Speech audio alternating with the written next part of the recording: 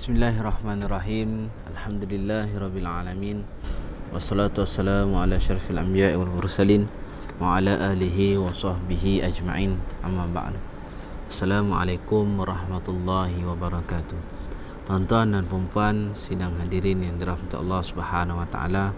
Alhamdulillah bersua kita dalam laman maya pada kali ini untuk sama-sama kita mengikuti tazkirah Zuhur online yang mana dianjurkan oleh Masjid Al-Azim, Masjid Negeri Melaka.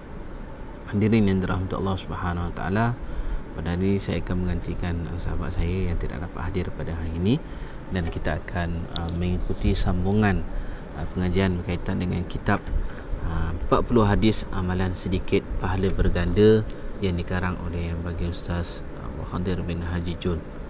Hadirin yang dirahmati Allah Subhanahu wa taala, pada kelas ataupun tazkirah yang lepas saya telah pun sama-sama kita berkongsi berkaitan dengan hadis yang ketiga, iaitu berkaitan dengan berwuduk dan sunat-sunatnya. Dan pada kali ini kita akan membicarakan berkaitan dengan hadis yang keempat, iaitu berkaitan berwuduk sebelum tidur supaya mendapat doa malaikat. Hadirin yang dirahmati Allah Subhanahu wa taala, disebutkan dalam hadis An Ibn Abbas radhiyallahu anhu anna Rasulullah sallallahu alaihi wasallam qala takhiru hadhihi al-ajsada takharakumullah fa innahu laysa min 'abdi yabitu tahiran illa bata ma'ahu fi syi'arihi طاخرا إلا بات معه في شعاره ملك لا ينقلب ساعة من الليل إلا قال اللهم اغفر لعبدك فإنه بات طاهرا. Daripada Sayyidina Ibn Abbas radhiyallahu anhuma, sesungguhnya Rasulullah sallallahu alaihi wasallam bersabda, sucikanlah badan-badan kamu, yakni bermaksudnya berwuduk. Semoga Allah mensucikan kamu, kerana sesungguhnya tidak ada seorang hamba pun yang tidur malam dalam keadaan bersuci, yakni berwuduk, melainkan ada malaikat akan bersamanya pada pakaiannya. Tidaklah dia membalik-balikkan badannya walau satu saat pun pada malam itu, melainkan malaikat tadi berdoa yang bermaksud, ya Allah, ampunkanlah hamba-Mu ini kerana dia tidur malam dalam keadaan suci, yakni berwuduk. Riwayat Tabrani. Hadirin yang dirahmati Allah Subhanahu wa taala, begitu hebatnya amalan sebelum tidur kita berwuduk. Subhanallah tuan-tuan, hadirin yang dirahmati Allah, dianya bukan saja hanya berwuduk. Bila kita nak berwuduk tu, kita akan rasa lagi nak sekarang ni kita berada di dalam bulan Ramadan, kan? Lepas kita ada berbuka puasa, lepas berpuasa kita berbuka puasa, kemudian kita ada tarawih. Kadang lepas tarawih sambung pula dengan ada more, kan? Ada yang tak ada yang minum-minum saja. Sebab kata orang ada yang cemil-cemil kan, untuk makan kudap-kudapan dia, makan-makan kan sambil-sambil tu sebelum nak tidur. Jadi adalah yang sesuatu dia makan sebagainya. Jadi sebelum nak tidur, dia bukan sahaja nak boleh sunat untuk mengambil wuduk, bahkan dia boleh buat bersekali dengan memberus gigi, seperti mana kita mengambil daripada hadis yang telah pun kita bacakan pada beberapa hari yang lepas berkaitan dengan kelebihan dalam keadaan kita bersiwak, yakni menggunakan kayu siwak. Ambil berus gigi tu kita berus gigi, kan? Kemudian tuan-tuan dan puan-puan hadirin yang dirahmati Allah Subhanahu wa taala, lepas bersiwak kita dapat berwuduk. Sekejap je wuduknya, taklah apa pun wuduknya, kan? Kita boleh ambil masa sebelum tidur dengan kita menghadap telefon bimbit. Ini kan pula dapat kita kongsikan, kita dapat pula amalkan sunnahnya Rasulullah sallallahu alaihi wasallam dengan berwuduk. Kan lebih baik? Lebih baik tuan-tuan hadirin yang dirahmati Allah. Faedahnya selalulah berwuduk, kerana diriwayatkan daripada Sayyidina Anas daripada Nabi SAW bersabda, man atahu malakul mauti wa huwa ala wudu'in u'tiya syahadah. Siapa yang didatangi oleh malaikat maut untuk mencabut rohnya, sedangkan dia dalam keadaan berwuduk, dia diberikan pahala mati syahid. Ini rujukannya adalah lihat I'anah At-Talibin dan Misbah Ad-Duja muka surat 87 dalam kitab I'anah At-Talibin dan juga Misbah Ad-Duja muka surat 87. Hadirin yang dirahmati Allah Subhanahu wa taala, untungnya orang yang sebelum tidurnya dengan berwuduk, maka dia dapat membersihkan dirinya daripada perkara-perkara yang kotor, pada badan yang kotor, jasadnya daripada perkara yang kotor sebelum dia tidur. Pertama, mesti sebelum berwuduk dia akan berhadas. Hadas kecil. Dia buang hadas kecil ke apa ke, dia dah bersihkan, maknanya dia dalam keadaan bersih. Kemudian barulah dia boleh berwuduk. Bila dia dah berwuduk, maknanya totally badannya dalam keadaan bersih. Indahnya Islam mengajar kita ni akan kebersihan. Islam mengajarkan kita ni pentingnya kebersihan. Ini kita sangat menekankan kebersihan sebab kita diuji dengan oleh Allah Subhanahu wa taala dengan penyakit yang dipanggil COVID-19 ni. Kita diuji dengan pelbagai ujian, penyakit ini dan sebagainya. Maka kita lebih berjaga-jaga, lebih berwaspada dan sebagainya. Sebelum ni kita jarang cuci tangan, tapi kali ini kita kerap cuci tangan. Sebelum ni jarang kita mandi. Ada orang satu hari satu kali mandi. Ada 2 hari satu kali mandi. Kan? Macam-macam ragam kan? Hari ni asal keluar balik dah mandi. Kadang kalau 3 kali dia keluar dalam satu hari, 3 kali dia mandi. Sebab apa? Jaga kebersihan. Takut akan dengan musibah virus tu tadi kan? Jadi dalam hal ini tuan-tuan, Islam memang dah lama ajar kita kebersihan, menjaga kebersihan diri. Supaya apa? Kita terhindar daripada sebarang penyakit-penyakit yang tidak baik dan sebagainya. Contohnya macam basuh tangan, bersiwak, berhadas dengan keadaan baik, berdehem bagi yang lelaki ketika mana lepas berhadas kecil, yang perempuan bagaimana hal kaedahnya ketika mana beristinja, dan pelbagai lagi. Tuan-tuan dan puan hadirin dirahmati Allah Subhanahu wa taala, maka kalau kita berwuduk sebelum daripada tidur, mudah-mudahan dalam hal keadaan tu kita sentiasa dalam keadaan bersih. Dan andai katalah tidur ni disebutkan oleh para ulama adalah mati kecil, ni waktu kita tidur. Tidur ni adalah mati kecil. Sebab apa? Kadang-kadang ada yang tidur dan dia tak bangun-bangun lagi. Ada yang tidur dia tak bangun. Ada yang tidur direzekikan dapat lagi celik mata untuk melihat keindahan alam ciptaan Allah Subhanahu wa taala, melihat orang-orang yang tersayang, melihat diri sendiri, melihat suasana di sekeliling dan sebagainya. Dapat mendengar bunyi-bunyian, dapat merasa sesuatu. Jadi tak ada kan Allah. Ada setengahnya bila dia tidur, itulah tidur dia selama-lamanya. Kan? Selama-lamanya. Tuan-tuan dan puan hadirin yang dirahmati. Maka kalau dalam hal ini, hendaklah kita sebelum tidur tu, pertama sekali dengan kita berwuduk. Kemudian jangan lupa untuk kita beristighfar kepada Allah Subhanahu wa taala, memohon keampunan daripada Allah Subhanahu wa taala, berselawat ke atas baginda Rasulullah sallallahu alaihi wasallam, baca doa tidur, ayatul kursi dan segalanya. Mudah-mudahan bila kita tidur dalam hal keadaan kita beriman dan bertakwa kepada Allah Subhanahu wa taala. Selesai kita buat wuduk tuan-tuan dan puan, termasuk kepada hadis yang kelima, iaitu kelebihan azan, menjawab azan, bersalawat dan berdoa supaya Nabi Muhammad sallallahu alaihi wasallam dikurniakan al-wasilah, yakni kedudukan yang tinggi dan utama di dalam syurga. Dalam hadis disebutkan an Abdullah bin Amri bin As annahu sami'a Rasulullah sallallahu alaihi wasallam yaqulu idza sami'tumul mu'azzina faqulu misla ma yaqul thumma sallu alayya fa innahu man shalla alayya salatan sallallahu alaihi biha ashran thumma sallallahu liyal wasilah fa innaha manzilatun fil jannah la tanbaghi illa li'abdi min ibadillah wa arju an akuna ana huwa faman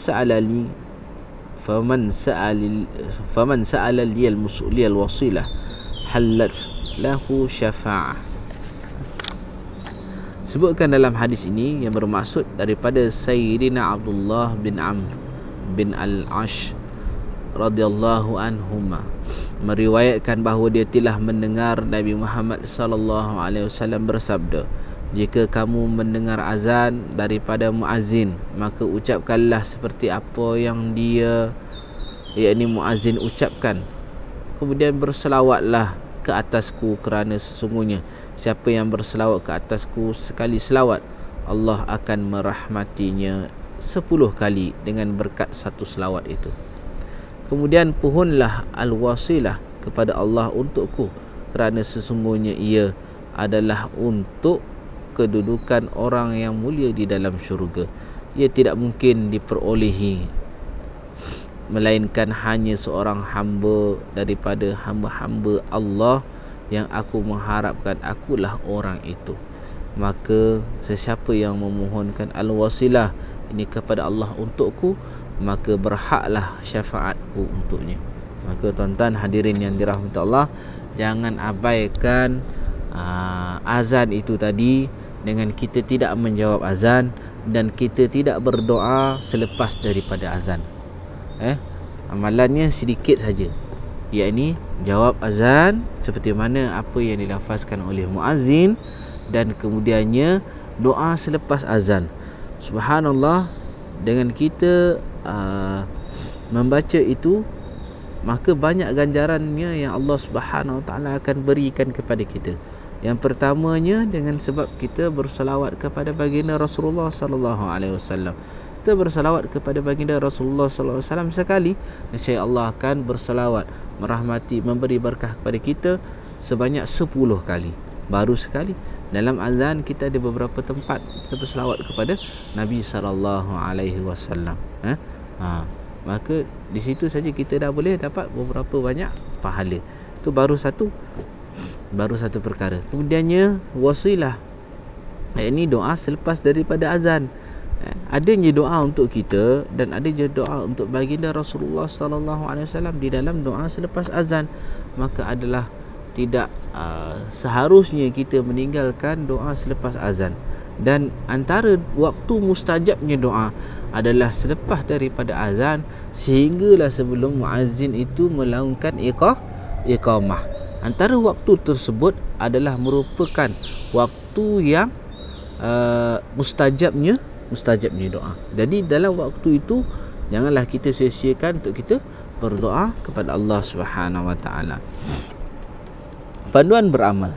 Yang pertama, jawablah azan ketika mendengar azan seperti mana yang diucapkan oleh muazzin pada dua tempat yang disebut sebagai haylataini. Ini ketika mendengar muazzin mengucapkan yang pertama hayya 'ala shalah dan hayya 'alal falah, maka jawablah dengan la haula wala quwwata illa billahil aliyil azim. Khas untuk pada waktu azan subuh ketika muazzin mengucapkan as-salatu khairum minan naum, maka jawablah kita dengan sadaqta wa bararta. Maka selepas selesai pada azan, bersalawatlah dahulu umpamanya dengan salawat Allahumma salli ala sayyidina Muhammad wa ala alihi wa sahbihi wa sallim. Allahumma rabba hazihi da'wati tammah wassalatil qa'imah ati sayyidina Muhammadan wasilata wal fadilah wad darajatal rafi'ah wa ba'ashu maqaman mahmudan lazi wa'attah innaka la tuhliful mi'ad. Ya Allah, Tuhan yang mempunyai seruan yang sempurna, Tuhan yang, ya Allah, Tuhan yang mempunyai seruan yang sempurna ini, dan solat yang didirikan, kurniakanlah wasilah dan kemuliaan juga kedudukan yang tinggi kepada Nabi Muhammad sallallahu alaihi wasallam, serta bangkitkanlah baginda di kedudukan yang terpuji yang telah engkau janjikan untuknya. Sesungguhnya tidak pernah memungkiri janji, engkau tidak pernah memungkiri janji. Maka tuan-tuan dan puan hadirin yang dirahmati Allah Subhanahu wa taala, jangan abaikan untuk kita menjawab azan dan juga berdoa selepas azan, kerana di sana terdapatnya keberkatannya, keberkahannya, dan banyak fadilat yang Allah Subhanahu wa taala berikan kepada kita. Mendengar azan ketika sedang solat ataupun membaca Quran atau berada di dalam tandas ataupun bilik air. Ketika azan dikumandangkan dan seseorang itu sedang mendirikan solat atau berada dalam tandas atau bilik air, janganlah dia menjawab azan tersebut. Hendaklah dia mengerjakan solat hingga selesai atau keluar dari tandas atau bilik air, kemudian menjawab azan dengan bacaan yang telah disebutkan sebelum ini. Maka tuan-tuan dan puan hadirin yang dirahmati Allah, kalau kita tengah dengar azan, waktu tu mungkin kita tengah solat ataupun dalam tandas. Dalam tandas lah kebiasaannya kadang contohnya macam waktu subuh. Kalau waktu maghrib ni, waktu sekarang ini jarang orang berada dalam tandas. Sebab apa? Semua dah menanti di meja hidangan. Tunggu bila lah nak azan maghrib, bila lah nak azan maghrib. Bila nak azan maghrib ni, dah tak sabar ni. Macam ada kat depan mata ni kan, meja kalau daripada hujung sana sampai hujung sana penuh dengan hidangan. Walaupun tak ada bazar Ramadan, tapi pembelian online ni banyak, cukup banyak tuan-tuan kan. Macam-macam sekarang ni akses mudah. Tak ada masalah kata tak dapat nak makan. Kan, semua ada dah dekat ujung jari saja. Nak order tu, oh senang je, dia tekan dah, kejap lagi sampai depan rumah. Masya-Allah, akbar, hebat kan. Maka dalam hal ini tuan-tuan dan puan hadirin yang dirahmati Allah, kalau contohnya kita tinggal dalam tandas ke apa ke, maka janganlah kita jawab azan. Jawab azan. Dengar tengah mandi, bila lepas azan, Allahu akbar, Allahu akbar. Oh, kita tinggal Allahu akbar, Allahu akbar. Ada setengah ulama mengatakan hukumnya adalah haram menjawab azan ataupun melafazkan kalimah-kalimah, membaca doa dan sebagainya, ataupun membaca Quran di dalam tandas. Ada setengahnya mengatakan makruh. Apabila mendengar azan ketika sedang membaca Al-Quran, berhentilah sekejap untuk menjawab azan. Bahkan kalau kita tengah baca Quran sekalipun, kita disunatkan untuk berhenti bacaan Quran tu bagi kita menjawab azan tu tadi. Dan membaca doa selepas azan. An Jabir bin Abdullah radhiyallahu anhu anna Rasulullah sallallahu alaihi wasallam qala man qala hina yasma'u nidaa Allahumma rabb hadhihi ad-da'wati tammah was salatil qa'imah ati Muhammadan wasilata wal fadilah wa ba'ashu maqaman mahmudan lazi wa'attah halat lahu syafaati yaumal qiyamah. Daripada Sayyidina Jabir bin Abdullah radhiyallahu anhu, sesungguhnya Rasulullah sallallahu alaihi wasallam bersabda, sesiapa yang membaca, yakni ketika selepas mendengar azan, ya Allah, Tuhan yang mempunyai seruan yang sempurna ini dan solat yang akan didirikan, kurniakanlah wasilah dan kemuliaan kepada Nabi Muhammad sallallahu alaihi wasallam, serta bangkitkan baginda di kedudukan yang terpuji yang telah engkau janjikan untuknya, berhaklah syafaatku untuknya pada hari kiamat. Maka tuan-tuan hadirin yang dirahmati Allah, janganlah kita merasa terbuang masa kita, janganlah kita rasa susahnya diri kita untuk kita melakukan perkara ini, iaitu dengan kita menjawab azan dan kita membaca doa selepas daripada azan. Ada yang kata, Ustaz, ni musim-musim PKP ni kami tak dengar azan Ustaz, sebab tak pergi ke masjid surau. Kami tak dengar azan. Kalau macam tu tak dengar azan, azanlah di rumah. Masuknya waktu solat, suruh anak-anak ni azan. Anak lelaki ada kan, suruh azan. Kalau suami ada, suruh suami azan. Kalau abangnya ada, suruh abangnya azan. Kan? Kalau adik lelakinya ada, suruh adiknya azan. Kalau suruh azan. Kalau tak ada dah, semua perempuan dalam tu, tak ada seorang pun lelaki, azanlah sendiri. Yang perempuan pun boleh. Tapi dengan syarat perempuan aja. Suaranya tak boleh keluar. Tak perlu azan pun tak apa sebenarnya, bagi yang perempuan.